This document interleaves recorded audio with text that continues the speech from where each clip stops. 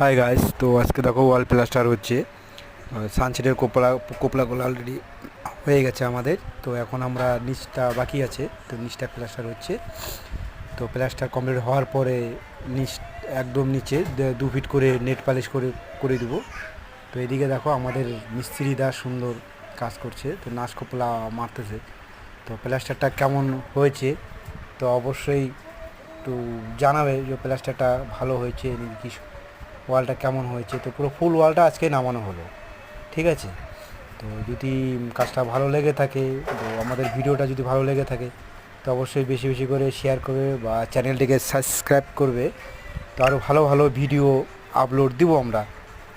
তো আশা করি যদি ভিডিওগুলো যদি ভালো লাগে, তো লাইক কমেন্ট করবে, বেশি বেশি করে শেয়ার করবে।